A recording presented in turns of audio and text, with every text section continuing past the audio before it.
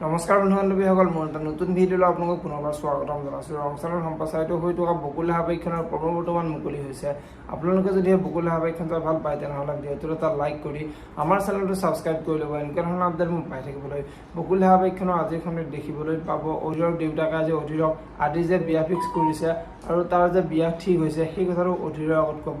আৰু তেতিয়া অধীৰে তাক একবাৰ ভালদৰে সুধি চাবি সি পচন্দ কৰে নে নকৰে, নহ'লে সি আঘাত পাব আৰু তাৰ ভৱিষ্যতটো বেয়া হ'ব বুলি দেউতাকৰ আগত ক'ব। আৰু তেতিয়া দেউতাকে আদিৰ ভৱিষ্যতৰ কথা তই মোৰ হাতত এৰি দে, সেইবোৰ চিন্তা কৰিব নালাগে বুলি অধীৰৰ আগত ক'ব। আৰু তেতিয়া অধীৰে মাত্ৰ এটা কথাই চিন্তা কৰিবি, সি যাতে আঘাত পায় সেই মূৰটোপিত আকৌ নধৰে বুলি দেউতাকৰ আগত কোৱা দেখিবলৈ পাব। ইফালে আজিৰ খণ্ডিত আদিৰ বন্ধুজনে আদিক বহুত মদ খুৱাব আৰু আদিয়ে মদ খাই নিচা লাগি সি আশ্ৰমলৈ যাব আৰু আশ্ৰমলৈ গৈ অদিতিৰ ওচৰলৈ গৈ অদিতিক যে সি বহুত ভাল পায় সেই কথাটো অদিতিৰ আগত কোৱাত অদিতিৰ বহুত খং উঠিব। এতিয়া বাৰু অদিতিয়ে আদিক কি ক'ব দেখিবলৈ পাব বকুল হাবাইখনৰ আজিৰ খণ্ডিত। যদিহে আপোনালোকে বকুল হাবাইখন চাই ভাল পায় তেনেহ'লে ভিডিঅ'টোত এটা লাইক কৰি আমাৰ চেনেলটো ছাবস্ক্ৰাইব কৰি ল'ব। এনেকুৱা ধৰণৰ আপডেট মোক পাই থাকিবলৈ। ধন্যবাদ।